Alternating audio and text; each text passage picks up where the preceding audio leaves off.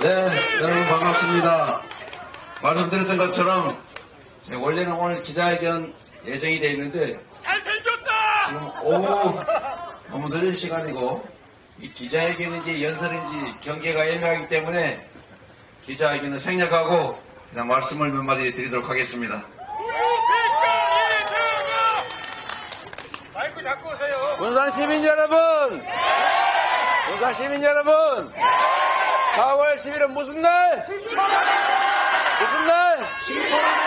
4월 10일 심판의 날에 우리가 이 나라의 주인이라는 것을 확실하게 보여줄 준비 되셨습니까? 행동하지 않으면 악의 편이다. 현상을 방치하는 것은 기득권을 편드는 것입니다. 외면하는 것은 곧 기득권자들을 편드는 것이기 때문에 반드시 참여해서 투표하고 주변 분들 절대 포기하지 못하게 해서 이 나라 주인이 바로 우리 자신이라는 것을, 주인을 배반하는 권력자들이 어떤 말로를 보게 되는지를 확실하게 증명합시다, 여러분.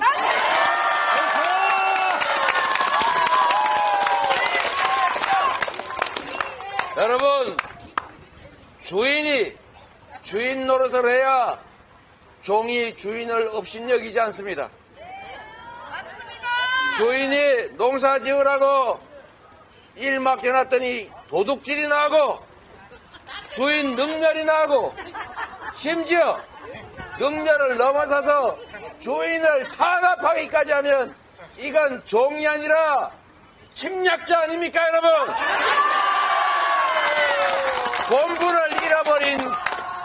본분을 잃어버린 일꾼들은 해고해야 마땅합니다. 그렇지 않습니까? 잔소리도 하루 이틀 아닙니까?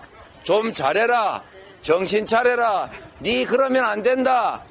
수없이 말로 해도 안 되면 회초리로 치고, 그래도 안 되면 너는 이제 국민을 대리할 자격이 없어, 집에 가! 라고 해야 되는 것입니다.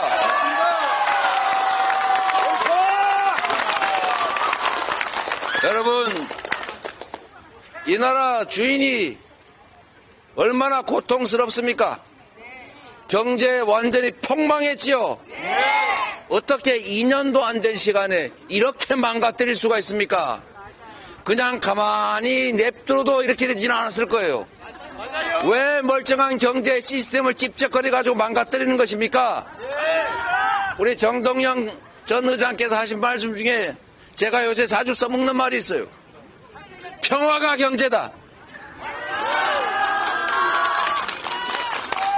여러분, 한반도 정세가 안정이 돼야, 평화롭게 공존해야 외국인 투자도 할 거 아닙니까?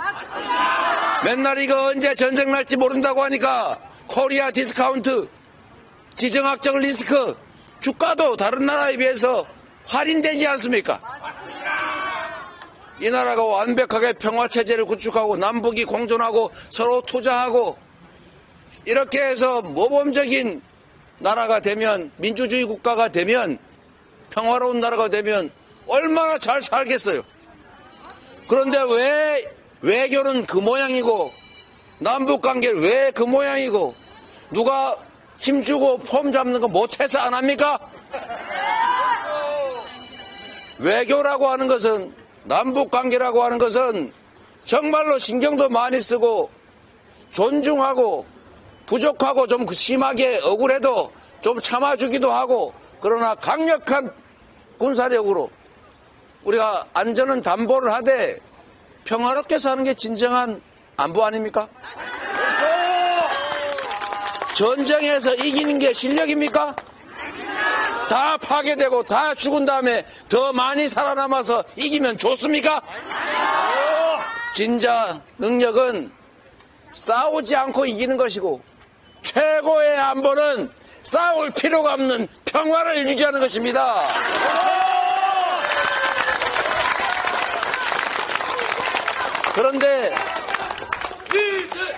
그런데 매일 하는 말이 말폭탄이고 대화 노력은 아예 하지도 않고 점점 강대강으로 부딪혀가는 게 기분은 좋을지 모르지만 결국 지금 나타난 현상은 미국 조야에서조차 대한민국 한반도 저거 전쟁 날 가능성이 높다. 심지어 핵전쟁 위험이 있다라고 공개 경고를 하는데 이 나라에 투자할 기업이 대체 어디 있겠습니까?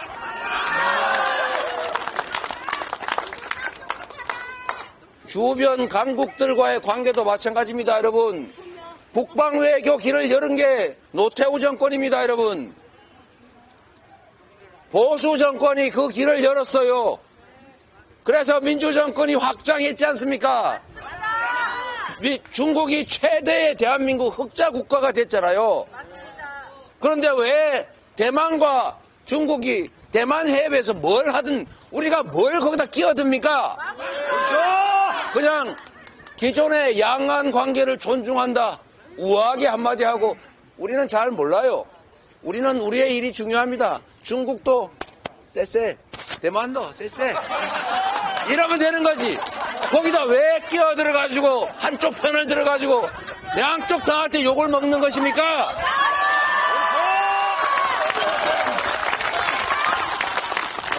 그러니 중국하고 적대화돼가지고 수출기업들의 수출길은 막히고 반한 감정 때문에 물건을 사질 않아요. 그래서 결국은 최대의 적자 국가가 되고 말았지 않습니까? 대체 누구를 위해서 이렇게 만든 것입니까? 중국하고 그렇게 척을 지는 사이에 미국은 중국하고 관계를 뒤로는 개선해가지고 서로 투자하고 서로 협력해서 서로 이익 챙기고 있잖아요. 우리만 중간에 끼어서 대체 이게 무슨 짓을 한 겁니까? 러시아는 어떻습니까? 왜 우크라이나 전쟁에 우리가 끼어듭니까? 왜 거기에 끼어들어서 러시아하고 척지고 그러다 보니까 러시아는 북한하고 가까워지는 바람에 대한민국 안보가 더 나빠졌잖아요. 나라를 망쳐도 이렇게 망칩니까? 누가 그렇게 하라고 권력을 줬습니까? 여러분, 경제정책이라고 하는 것도 마찬가지 아닙니까? 너무 어렵지 않습니까, 여러분? 여러분, 세금 내기 힘들죠? 그런데 월급쟁이 세금은 점점 늘어가는데 초대기업들, 초자산가들, 초부자들 세금은 왜 깎아주는 겁니까? 그게 경제에 도움이 됩니까? 지금 대기업들이 돈이 없어 투자를 못합니까? 미래가 불확실하니까 아리백 그것도 안 돼가지고 재생에너지가 없으니까 국내 생산기지를 해외로 다 빼돌려야 되는데 경제가 살겠습니까, 여러분? 여러분, 지금 제가 가게 다녀보면 손님이 없어요. 1,000조 원 뿌려가지고 이거 해주겠다 저거 해주겠다고 온 동네 대통령이 돌아다니면서 약속하고 있습니다. 이거 불법 관건 선거 아닙니까? 아니 뭐 하라고 해요. 1,000조 원은 어디 있습니까? 1,000조 원 있으면 그런 데 쓰지 말고 코로나 때 우리 13조 원 가지고 6개월 동안 온 동네 골목이 화랑이었어요. 가구당 100만 원 정도만 지역화폐로 지급해서 동네에서만 쓰세요. 이렇게 하면 그때 소고기값 올라가지고 온 동네가 경제가 확 살아났지 않습니까? 걱정할 정도 아니었어요. 그 돈 겨우 15조 원도 안 들었어요. 1,000조 원의 손톱만큼도 안 됩니다. 진짜 경제를 살리려면 관심을 가지고 진짜 현실을 보라고 하십시오. 대체 무슨 짓을 하고 있는 거예요? 경제만 망가졌습니까, 여러분? 민주주의는 또 어떻습니까? 지금 입을 틀어막고 귀를 틀어막죠? 언론들을 갖다가 겁박을 해가지고 야, 너 칼집 놓는 거 봤지? MBC 너 잘 들어. 옛날에 백칼로 봤지? 농담이야. 광주에서 온 사람들 잘 들어. 너네 옛날에 대검으로 M16으로 총 쏘고 죽이는 거 봤지? 너 몽둥이로 뒤통수 때려서 대가리 깨진 거 봤지? 조심해. 농담이야. 농담이야. 여러분, 이게 농담입니까? 생선 횟칼로 기자 허벅지를 찔러대는 것이 농담입니까? 겁박을 한 거 아닙니까? 우리 스스로 지금 내가 혹시 이 말했다 잡혀가지 않을까? 자기 검열하고 있지 않습니까? 세계에 내놓을 모범적 민주국가를 완전히 후퇴시켜가지고 이제 독재화의 길로 가고 있다고 전 세계 공인이 됐습니다. 언론 자유도가 폭락하고 투명성이 폭락하고 있어요. 완전히 동네 망신, 세계 망신, 이런 망신이 없습니다. 국격을 훼손하고 나라 망신을 시키는 거, 이게 도대체 대통령이 할 일입니까? 무지하고 무능하면 좀 가만히 있기나 하라고 하십시오. 여러분, 그런데 여러분, 가만히 있지를 않습니다. 가만히 있지를 않아요. 움직일 때마다 사고입니다. 나라가 망하고 있어요. 그래서 여러분, 결론은 뭐냐? 우리가 눈 시퍼렇게 뜨고 너희들을 지켜보고 있다. 주인을 배반하는 것을 우리는 용납할 수 없다. 우리는 주인에게 불충하는 그대들을 계속 쓸 생각이 없다. 그대들은 이제 일꾼으로서, 주권자의 대리인으로서의 자격을 잃었으니 이제 너는 해고다. 너는 집에 가라 라고 말해야 합니다.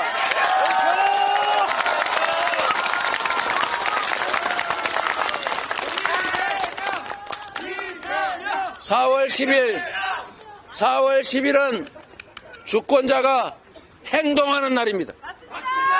4월 10일은 이 나라가 군산 시민 여러분의, 대한민국 국민의 나라임을 증명하는 날입니다.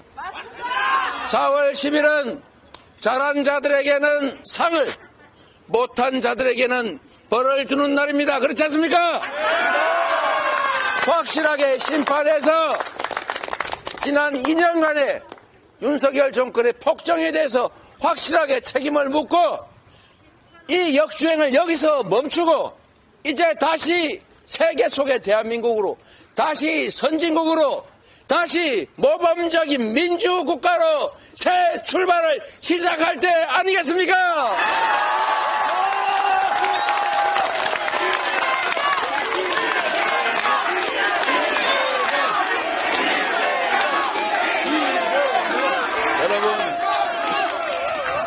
여러분을 믿어도 되겠죠?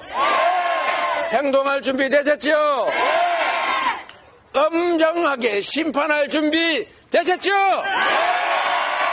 이제 지금부터 할 일은 그날 내만 가서 열심히 투표하는 게 아닙니다. 지금부터 여러분이 밤낮으로 해야 될 일이 있습니다. 지금은 언론이 막히고 있어요. 말씀하신 것처럼 바까리 해야 됩니다. 혹시 잘못된 정보에 휘둘리는 분들이 있으면 바로 잡아줘야 됩니다. 카톡 열심히 해서 제대로 된 정보를 알려줘야 합니다.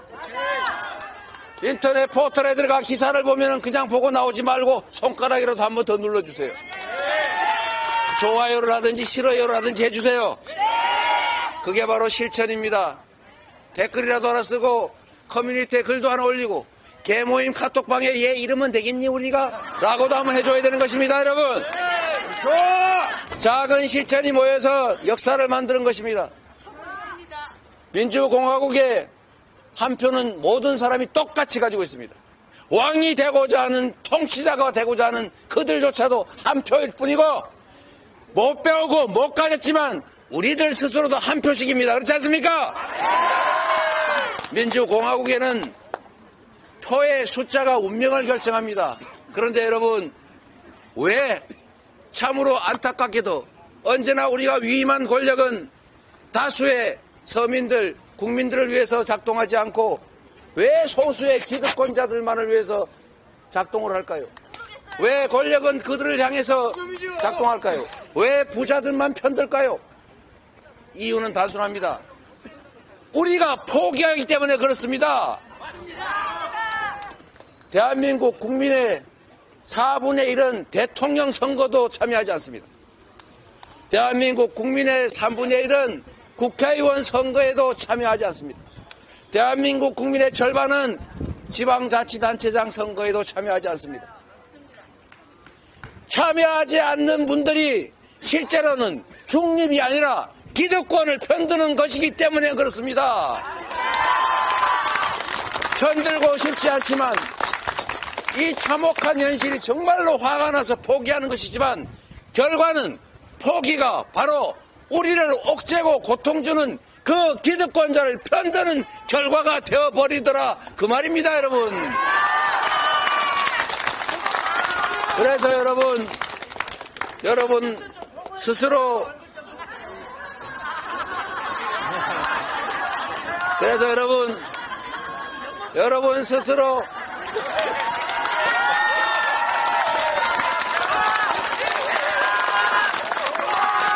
그래서 이 말씀만 드리겠습니다. 여러분, 본인들이 행동하는 것도 중요합니다. 그러나 더 중요한 것은 우리의 이웃들이, 우리의 친지들이 포기하지 않게 하는 것입니다. 포기하는 표는 기득권자들의 것이 될 가능성이 높습니다. 그리고 여러분, 악성 정보, 왜곡된 정보, 조작된 정보들로 우리의 표를 훔쳐갑니다. 속아서 잘못 판단하는 경우도 발생합니다. 그래서 언론을 장악하려고 저 난리 아닙니까? 어떻게 해야 됩니까? 우리가 언론이 돼야 됩니다. 우리가 정보를 전달해야 됩니다. 마음 먹으면 얼마든지 할 수 있잖아요. 손가락은 뒀다 어디 놨을 겁니까? 손가락으로 좋아요라도 한번 누르고 카톡에 전달이라도 한번 하면 그게 바로 언론의 역할이고 그게 바로 주권자로서 행동하는 것이고 그게 주인으로서 실천하는 것입니다. 여러분, 비록 이 군산에 계시겠지만 대한민국은 정말로 전기 감전되듯이 공감하는 하나의 공동체입니다. 여러분이 행동하시면, 여러분이 마음먹으시면 그게 전 세계 대한민국 국민들에게 다 전파됩니다. 순식간에. 시간을 아껴서 일상적으로 실천하고 행동해서 세상을, 권력을 우리가 원하는 쪽으로 바꿔봅시다. 감사합니다.